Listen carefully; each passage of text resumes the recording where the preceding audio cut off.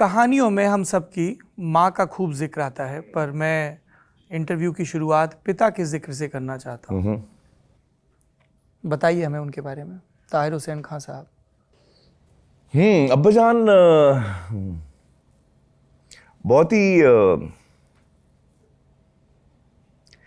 ही मोहब्बती थे, लेकिन उसके साथ साथ वो बहुत ही उनको गुस्सा बड़ा आता था और किस बात पे कब गुस्सा आ जाए कुछ मतलब समझ में नहीं आता था उनके साथ। और उनका गुस्सा बड़ा तेज था। He was known for his anger. किसी को भी डांट देते थे and very strict about things. Shabana ji ने बताया। हाँ तो वो हम बहुत डरते थे अब्बाजान से। तो जब घंटी बजती थी घर पे, जब वो आते थे उनकी घंटी हम पहचान लेते थे। और जैसे चूहे हुए भागते नहीं अपने बिलों में, तो हम लोग ऐसे कमरे में भाग जाते थे कि अब्बाजान आएंगे तो पता नहीं किस बात पे गुस्सा आ जाए, डांट दें। तो we were little scared of अब्बाजान, चारों बच्चे। और but he gave us a very good life. I think that he हमको बड़ा अच्छी परवरिश दी और उनसे बहुत कुछ सीखने को भी मिला। But he was a tough father. He had anger issues? I would assume. मतलब आज हम, उस वक्त तो हम छोटे थे तो, और उस वक्त साइकोलॉजी के बारे में इतना जानते भी नहीं थे। तो अब हमें समझ में आता है कि he did have anger issues. He used to get very angry at times.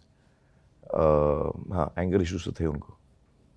जब आप और आपका परिवार बैठता है तो आप अपनी जड़ें कहाँ तलाशते हैं? क्योंकि आप बड़ी समृद्ध परंपरा से आते हैं। एक तरफ मौलाना अबुल कलाम आज़ाद, जी जी जी। तो हरदोई कनेक्शन माना जाएगा, फर्रुखाबाद कनेक्शन, हैदराबाद कनेक्शन, कहाँ से?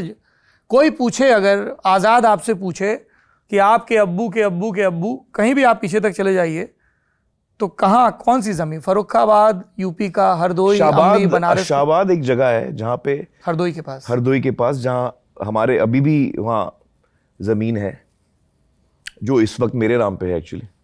जी। आप उत्तर प्रदेश के किसान हैं भाई साहब। वाह। चूंकि वो आम के बाग थे मेरे दादा के। और जब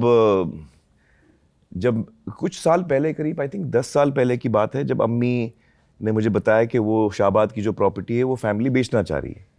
तो उसमें अब्बाजान, चचा जान, उनके बहनें, बड़े चचा जान, 5 भाई बहन थे। तो मैंने कहा अब बेच रहे हैं तो फिर वो फैमिली से बाहर चली जाएगी, कोई और ख़रीद लेगा। तो उन्होंने कहा हाँ, तो ऐसे मैं ही ख़रीद देता हूँ। तो मैंने ही फैमिली से वो ज़मीन ख़रीदी, बिकॉज मैं चाहता था कि अब इतनी परिवार की जो ज़मीन है, एक वो परिवार में ही रहे। आप कभी गए उस ज़मीन पे? मैं गया नहीं अभी तक, मुझे मौका नहीं मिला है। जाना चाहता हूँ मैं। भाई तहसीलदार साहब, जरा इनको नोटिस भेजिए। है, इनका दाखिल खारिज हो गया और ये अभी तक गए नहीं है।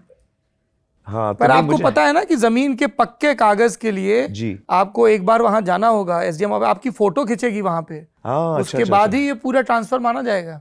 तो शायद मैं रजिस्ट्रेशन के लिए गया नहीं हूँ। रजिस्ट्रेशन के लिए हाँ, करवा लीजिए। करवा लेता हूँ मैं। सही कहा आपने।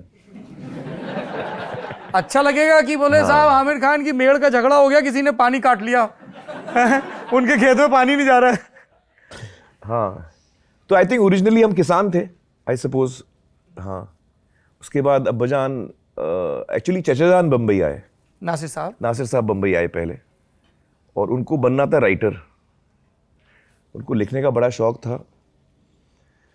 तो आई थिंक कॉलेज के ज़माने में उन्होंने कुछ इनाम भी जीता था अपनी कहानी के लिए, जो बाद में फिल्म बनी बहारों के सपने। तो वो शॉर्ट स्टोरी के लिए उन्हें इनाम भी मिला था। फिर वो बम्बई आए, बड़ा स्ट्रगल किया उन्होंने। फैमिली का सपोर्ट इतना नहीं मिला उनको, क्योंकि उस वक्त फिल्मों में आना अच्छा नहीं समझा जाता था। तो फैमिली में सभी लोग उसके ख़िलाफ़ थे। और मुझे याद है चचा ने मुझे बताया कि सबने कहा कि भाई, वो सबने कहा कि इसको मौलाना के पास भेजो, मौलाना इनको समझाएंगे। तो मौलाना अबुल कलाम आज़ाद। वाह।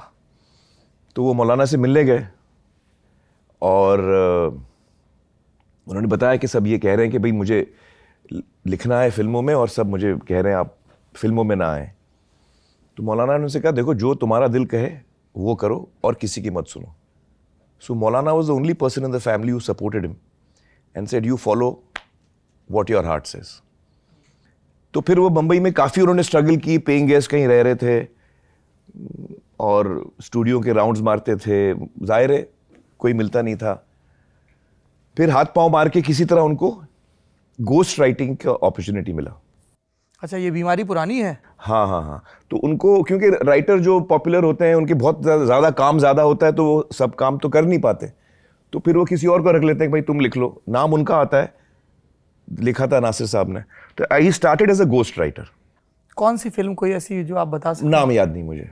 ही started as a ghost writer, कई फिल्में उन्होंने लिखी और फिर लोगों को लगा कि यार ये काम अच्छा कर रहा है, तो डायरेक्टली उनको काम मिलने लगा।